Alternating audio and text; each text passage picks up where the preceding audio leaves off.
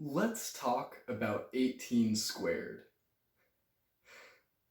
I guess that's the intro of the video, but hey guys, what's up?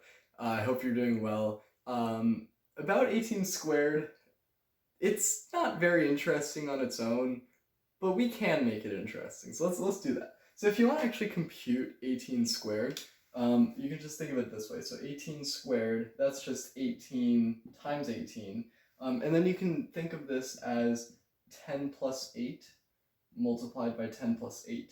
And what can we do with this? Well, we can actually FOIL this. I know you probably associate that with learning how to factor quadratic equations and all that. But you can actually do that with numbers. This is the easiest way of how to find a number if you're trying to square it. So 10 plus 8 times 10 plus 8, we can try to just square the FOIL this. So 10 times 10 is 100. I'll leave it like this. 100 plus then we have 2 times 10 times 8. So just basically the formula for doing this, 2 times 10 times 8, and that comes from 10 times 8 plus 10 times 8, just like that. And then plus, and actually we can compute this. This is going to be 80 times 2, which is 160. So we'll just do it that way. So we have 160, and then plus 8 times 8, which is 64. So I was thinking about this like in my head the other day because I didn't have access to a calculator at the time, and I noticed that this second term in the formula or in the equation, whatever it is actually larger than the first term. And that caught me a little bit by surprise because I always think, okay, if you're squaring something, it's going to be bigger than if you're not squaring it. Obviously, there are two variables at play. There's the first number and the second number, so it depends on what those two numbers are. But it was actually kind of interesting to think about, the fact that, okay, obviously 10 times 10 is bigger than, is less than 10 times 8 times 2, but it's still interesting how this plays out. Because usually when you're thinking of squaring and stuff like that, the squared term is going to be bigger. But this is not one of those cases where that happens. So when does it happen and when does it not happen? So that's kind of what I wanted to try to figure out, and so I did. So what are we trying to figure out? We're trying to see when this, I don't know, we can try to figure out whenever this term is bigger than this term, right? So we need to figure out how to actually do that mathematically. So let's think about it this way. What we did is we took 1 and 8, so 1 times 10 plus 8 times 1, right? So let me just, basically I'm breaking it up by place value. So 18 obviously is just 10 plus 8, so that is 110 and 8 ones, okay? So we can think of this in general as, so I'll put general. In the general cases where we'll have something in the form of 10a plus b. So, a number of tens plus b number of ones, where a and b are both integers in this case. I mean, they could be different, but that just messes everything up. So let's just keep it with integers. So we have this 10a plus b, and we're going to square it. So obviously that is going to be equal to, well, we can actually just do this again. So this is 10a plus b times 10a plus b. So first we're going to square this. So that's going to be 100a squared. So that 100 carries a lot of weight there, plus the a squared there, plus 2 times 10a times b. So that's going to be 20ab, and then plus b squared. So this is what we have. So that's what we're trying to look at. And we want to notice this is our first term and this is our second term. So let me get my red marker. And let me just kind of highlight what's going on here. So this is this, and then this is that. Okay, and then obviously this is that, but we don't really care about that right now. I mean, we can if we wanted to, but I don't really care about it right now. So we're essentially looking for when 20ab is bigger than 100a squared, or the other way around. we can try to look for what I just said. So we're looking for whenever 20ab is bigger than 100a squared, right? So when is this the case? Well, we have two variables here, so that kind of sucks. It's going to lead us to make something where it depends on the second variable. So that it's kind of weird, but let's just solve for a, because I think that makes the most sense. It's kind of arbitrary, but whatever.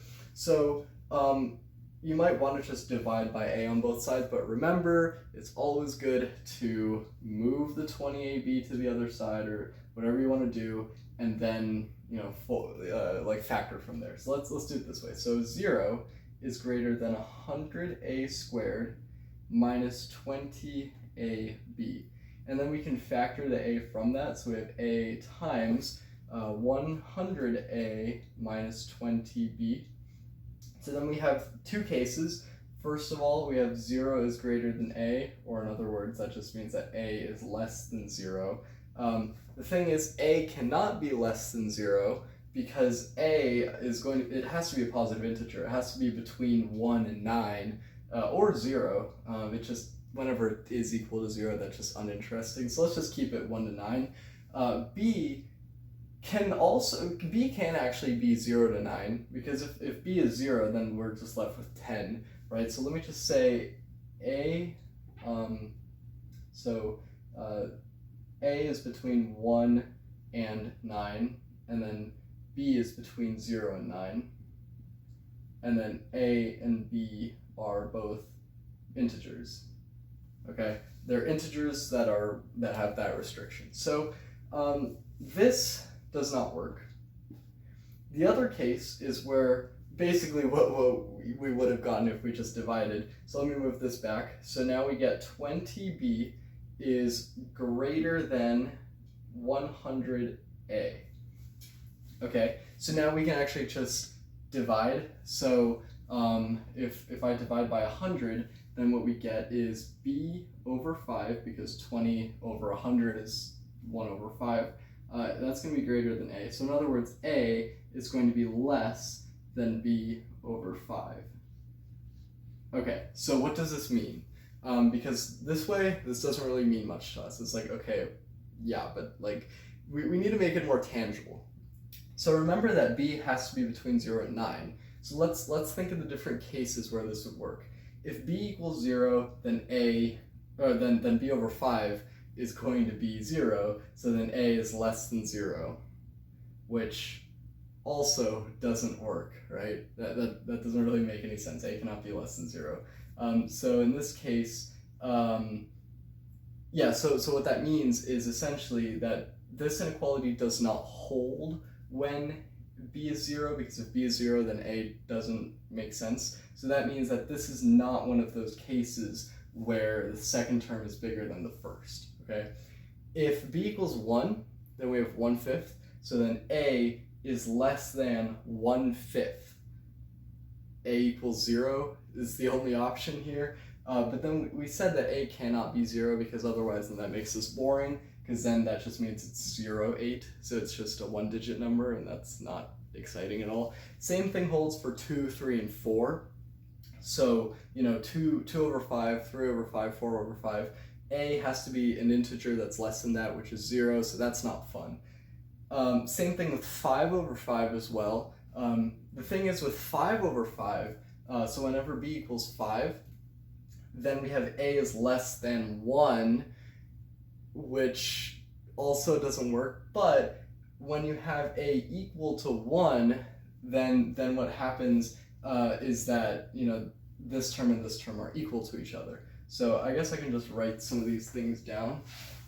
So b, I'll just say, if b is between 0 and 4, this doesn't hold. Whenever b is 5, that means equal terms. I'll just call it equal terms. So now you might guess that between 6 and 9, what's going to happen? So so 6 for 6, 7, 8, and 9. So if b equals 6, then we have 6 over 5, and a has to be less than 6 over 5. So a has to be equal to 1. So a is going to be 1. Same thing with 7, 8, and 9. So let me just do this way here. So 6 through 9 holds. So the inequality holds. We actually have a solution. So what does this mean? That means that the only situations where we can have, the fact that this second term is bigger than the first term is when b is between 6 and 9, and that also means that a has to be 1, which means that the only numbers, so remember, a is our first number, 1, and then b is our second number, so the only numbers that this actually works for, we just write it this way, are 16, 17, 18, and 19. These 4 numbers are the only ones the only 2-digit numbers that have the property where this term is bigger than that term. I think that's pretty cool. It's only 4 numbers out of all, it's not 99, it's going to be 89 because I'm not counting 1-digit numbers. So out of all 89 2-digit numbers, only 4 of them actually have this property. So yes, it is rare. So I was at first when I figured out, like when I first thought of this whole 18 squared thing where this is bigger than that, I'm like, am I just being stupid or something? No, but it is a very rare phenomenon that only works for these 4 numbers. So if you tried any of these, you'd see the same result. Not the exact same numbers, but the same sort of conclusion. So I don't know, I just think that's really cool, just exploring these little things about these numbers. So I hope you enjoyed. So thank you so much for watching, and I will see you in the next video. Bye, guys.